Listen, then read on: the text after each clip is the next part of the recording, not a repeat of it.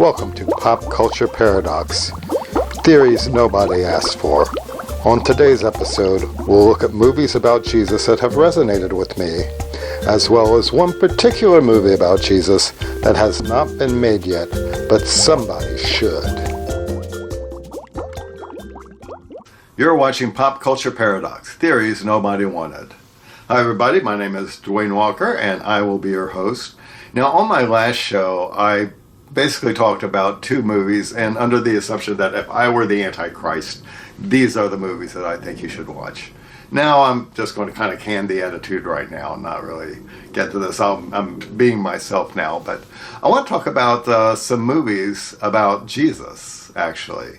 And I'm not an evangelical, I'm not a Christian, but I found them to be very interesting, and they would basically give you another way of looking at things, another way of looking at the Christ figure. And I'd like to mention that because on the last episode I talked about the Antichrist, so why not talk about the other Christ? There are so many movies out there about Jesus, I can't talk about all of them. There are just way too many. But these are the movies that resonated with me. But before I talk about the ones that resonated with me, let me talk about some movies that I'm just going to give an honorable mention because you should know them. And one of them, of course, is Cecil B. DeMille's silent movie, King of Kings, with H.B. Warner's Jesus. Now, what that movie has going for it is, in the story of Mary is portrayed as the daughter of a rich man. And this is actually something that kind of falls in line with Dan Brown's novel, The Da Vinci Code, where Mary is portrayed like, again, in the Da Vinci Code, she's also portrayed as someone who comes from a wealthy family, but traditionally Mary has been portrayed as an ex-prostitute. And Dan Brown in his book thinks that that's because the early disciples or the early male founders of the church just really didn't like women to have any major roles, so they would just say these things just to denigrate Mary. But in Cecil B. DeMille's version, decades before Dan Brown came along, she was actually the daughter of a very wealthy man. So I think that's pretty interesting. And plus, when they were shooting this movie, Cecil B. DeMille did not want the cast to socialize with H.B. Warner, who was playing Jesus, because they wanted him to look like something who was of them but not of them. Jesus is coming, act busy, that kind of thing. So he kind of made sure that the cast and the actor who played Jesus were separated. And it's definitely an interesting movie, one that film students, and even if you're not a film student, something that you should watch because it is an early piece of Americana. And then it was remade into another movie with Jeffrey Hunter, who was actually the first starship captain in Star Trek, and he played Jesus. And what I remember about that movie is there's a scene in the beginning where a Roman soldier is coming in and looking at Mary, who has given birth to Jesus, the other Mary, who has given birth to Jesus, and they look at each other in kind of a strange way. And the implication almost seems to be that the Roman soldier is asking, is that my kid? He's the only white kid in Jerusalem. Are you sure that's not mine? And that actually got a little bit of criticism back in the day, but not that much, because again, this was a rather traditional movie. It showed him doing the miracles, it showed him being crucified, showed him raising again. So that movie really didn't get a lot of flack. And then finally, the last movie, before I get into those that resonated with me, would be, of course, The Greatest Story Ever Told, with Max von Sydow as Jesus. Again, Joe Bob Briggs, or rather I should say John Bloom, wrote an article about religious movies in Film Comment many decades ago, where he talked about different movies about the gospel, Bible stories, religious movies in general. And what he wrote about The Greatest Story Ever Told is that it gets long and ponderous, where he said it takes Jesus 15 minutes just to walk across a goddamn room. And I'm sure you can hear John Bloom saying that, but I can kind of agree. That's kind of a long, slow movie. But one thing that I do want to mention about it is it was shot right here in the United States of America. And if you look in the back when Jesus is in the desert, or when they're having the Last Supper, or various things like that, you can see mesas that were shot from anywhere from Arizona to Utah. This is a movie that basically married the United States and Jesus mythology together. Even John Wayne is in it. John Wayne is the centurion at the end who says, "Truly this man was the Son of God." And most of us kind of laughed when he said that line, because we knew exactly who that was. But it didn't really resonate on me that much. But the movies that did resonate on me would be coming up around the late 60s. And specifically, the first one I would say would be Piero Pasolini's The Gospel According to St. Matthew. Now, this was shot in Italy, and it was shot using amateur actors. And you can tell they're amateur, but after a while you really don't care, because it's shot in black and white, and it's shot in a documentary fashion. Now, when you look at most documentaries and people start talking, have you ever noticed in documentaries people sometimes talk like they're bad actors too? It's like they think a little and then they say it, but they don't want to say too much. That's kind of how the acting in this movie is. So it does have kind of a documentary-like presence to it. Now, there is a version that's colorized, and it's dubbed in the English language. That one I saw, and I think it kind of cheapens the experience. I mean, it kind of equates... The movie looks like it's related, the colorized version looks like it's related to some of these black velvet paintings that you see in truck stops of Jesus, or 3D pictures of Jesus. And YouTube currently has the black and white version. So if you can see the black and white version, look at that. And it's a pretty much faithful retelling. He does the miracles, he dies, he resurrects. But the story of Pasolini is kind of interesting, because in a few years from that, in the end of the 70s, he makes the movie Salo, the 120 Days of Sodom, which is based on the Marquis de Sade's novel. And that one concerns a bunch of Nazis who just get a bunch of people from the neighborhood, force them into their house, and basically brutalize them, do all sorts of terrible things to them, which is what happened in the Marquis de Sade's novel. That's pretty disturbing movie to watch. Pretty disturbing.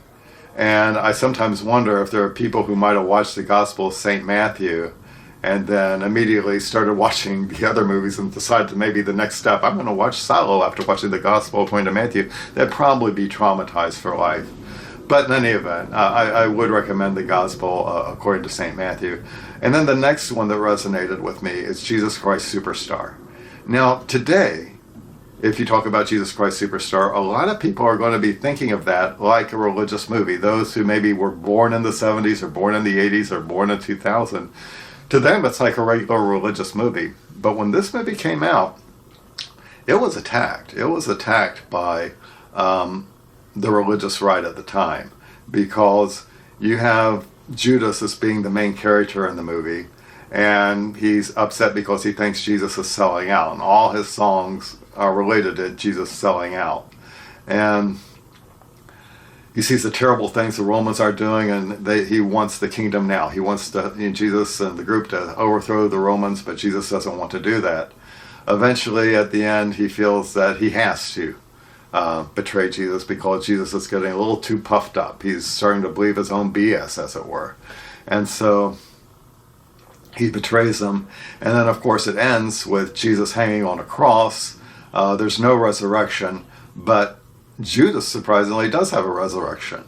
And, of course, he sings the final song. The movie, on the other hand, is kind of interesting, too. If you just take an existential look at the movie, it's about a group of actors who arrive in the Holy Land on a bus. And they get out and they perform this passion play. And in the passion play, of course, one of them gets nailed to the cross. Then eventually, after they're done with the passion play, they all go back to the bus, except for one actor, Ted Neely, who does not go back to the bus, and presumably he's still hanging there. So, and I kind of feel the same way with Godspell. Now, Godspell didn't really resonate with me. I have a difficult time watching Godspell. There's only been one time I've been able to watch Godspell all the way through where it really, meant anything. But for the most part, it's not really a story about Jesus. It's basically a Sunday school, vacation Bible school kind of experience that goes into the various parables. So this is a movie about the teachings of Jesus or the parables of Jesus. And when I think of it, it looks like a bunch of office workers and taxi drivers who decided to play hooky for a day, hang out in Central Park and have vacation Bible school and follow this clown around. And for some reason, everybody in New York has vanished. And then at the end of the movie, they realize for whatever reasons they have to go back to work, so they crucify the clown and everybody goes back to their regular jobs. So that's essentially that's what Godspell reminds me of. But the music, though, is good. And I do find myself watching YouTube clips of the music over and over again. Another one that resonates would be The Day Christ Died. That one had Chris Sarandon as Jesus. He's a smiling Jesus, a laughing Jesus. And it's based on Jim Bishop's book, The Day Christ Died. And that one also ends with Jesus being crucified. It's kind of a docudrama style, but it just ends with him crucified and that's it, no resurrection. But you do, hear a little bit about his teaching. Around 76 or 77, though, there were two movies about Jesus that fundamentalists roundly hated. Although one of them they'll pretend that they still like today. And that was one, of course, was the Passover plot, which I don't think anybody likes. And then the second was Jesus of Nazareth by Franco Zeffirelli, who directed Romeo and Juliet. And the Passover plot, though, almost like the Antichrist movies that I talked about on the last program, have a Jesus who believes that he really is the Messiah, but he knows that he has to do this and this and this because it's all prophesied. So he starts putting himself in these positions so that everybody will think that the prophecies have been fulfilled.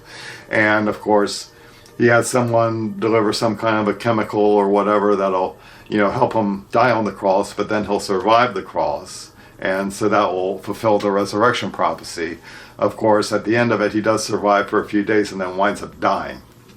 So, but that one incurred a lot of hatred from fundamentalists, but it wasn't very popular. But Jesus of Nazareth by Franco Zeffirelli, at the time that came out, I was going to a church that was affiliated with Bob Jones University. They're very friendly to Bob Jones University. And Bob Jones Jr., the son of Bob Jones Sr., who was the founder of Bob Jones University, did not like this. He criticized this movie in his magazines, Faith for the Family, and in sermons. And one of the things that they criticized was it had Jesus' bar mitzvah. Why that was an issue, I don't know, but for some reason that was an issue. And then he said it doesn't show Jesus performing miracles. And then it shows Jesus denying the resurrection, or then it shows Jesus being killed, but not resurrecting. Well, a circumstance had me where I wasn't able to go to church on a particular day because I was in a different city. And the final episode of Jesus of Nazareth was on, so I decided to watch it. And at that time, I was going to a public school in Lake City, Florida, and I was telling people, don't watch this movie. He doesn't do miracles. He doesn't raise from the dead. I was telling people all these things against this movie. Well, I'm watching the movie now, and I'm seeing, okay, he's doing miracles. He's feeding the poor with 5 loaves and 2 fishes. Oh, no. And then, of course, we go through the crucifixion, and then I'm thinking, uh-oh. Is he going to be raising from the dead? Oh, please don't raise from the dead. Please don't raise from the dead. And I was saying this because I had already told people in my public school in condemning this movie that it didn't show Christ raising from the dead. And I actually found myself praying, dear Lord, please don't let this movie show Jesus raising from the dead. But of course it did show Jesus raising from the dead. And today you can see the image of Robert Powell on the Facebook page. And it's accepted as a very reverential religious movie. Then the next movie that resonated would be The Last Temptation of Christ. And of course that had William Dafoe as Jesus, and he was a carpenter, and Harvey Keitel was Judas. And he was very upset at Jesus because the carpenter was making crosses for the Romans, and he didn't understand why he was doing that. And eventually, Willem Dafoe catches on, and we have the traditional things happening as we're associating with Jesus. But when Jesus enters Jerusalem, after the triumphant entry of Jerusalem, when Jesus overthrows the money changers in the temple, Judas, of course, is pleased as punches this, and he starts helping. The disciples start helping, and basically what we see is a full-blown riot. And so Jesus isn't the only one who's overturning the tables, and now we can see why the Romans want him crucified. And of course, David Bowie is Pilate, and Jesus is crucified. And then the most controversial segment of all is while he's on the cross, he has a flashback of what life would be like if he lived a normal life. And during this flashback, of course, he marries Mary. They have children. He meets Paul, who's played by Harry Dean Stanton, and Paul is basically putting the emphasis not on living a good Christian life, but just to accept and believe. Just accept and believe, accept and believe. And Jesus is played by Willem Dafoe saying, why are you spreading all these lies about me? And then, of course, because of Paul's teachings, we see that it actually inspires more wars, more fighting. And for some reason that I'm unable to get the logic, Jesus says, take me back to the cross. Why, I don't know, because even once he gets back to the cross, the same thing's going to happen. Paul's still going to be coming onto the scene. He's still going to be spreading his version of the gospel. And it's still going to be inspiring wars and fights and all sorts of terrible things. But maybe this is something that one day Martin Scorsese might give a more logical glimpse at, because I hear he wants to make a movie out of a life of Jesus, which is written by Shusaku Endo. And Shusaku is a Japanese man, and of course he wrote this book to explain Jesus to the Japanese.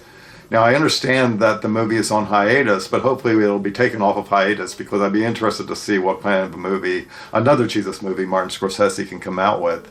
And then finally, of course, I should give an honorable mention at this point to Mel Gibson, who did The Passion of the Christ. Now that's been described as a 2-hour snuff film, and I can understand why. And it's pretty violent. But the reason that I would mention that is because the fundamentals that I grew up with always emphasize the violence. For instance, they would say when Jesus was crucified, there was not a nail put in the center of his hand, it was put right here in the wrist, which killed him. And of course, that happens in Mel Gibson's movie, and he dies. And there is a resurrection, but it's a pretty anticlimactic resurrection. But I understand Mel Gibson's working on another sequel to this, and apparently he gets into the Book of Acts and gets a little science fiction-y or whatever. We'll have to see what he does. There's one more Jesus movie that has yet to be made that I'd like to talk about. And if no one makes it, I don't know. Maybe I may need to make my own YouTube about it. And that is, there are some people out there who believe that Jesus never existed in the first place. And it makes sense, because he doesn't show up in any other historical writings other than what we call the Gospels. So that being the case, where did the story of Jesus come from? And that would be a movie I'd like to see. And the closest text I could recommend to make a movie about that will probably be Gore Vidal's Julian, because Julian was the last pagan emperor of Rome. When Constantine basically gave his okay to Christianity. Now Constantine himself remained a pagan, but he let Christianity take over for whatever reason. But again, where did the story originate from? You know, who was it? Who invented this story? If assuming he did not exist. And I think that would be a very, very interesting story. Most likely it would center on the Romans, but I don't know. I mean, I know that there were other people claiming to be messiahs, but back during that time. So that could be where the proof came from. But that would be an interesting movie. I would like to see the story of Jesus, which is literally that, not the story of a man called Jesus, but the story of how the story of Jesus got started. That's a movie I'd like to see. But again, this has probably been a theory that nobody asked for, but that's why I subtitled this show, Pop Culture Paradise, Theories Nobody Asked For. Thanks for watching. Thank you for watching Pop Culture Paradox.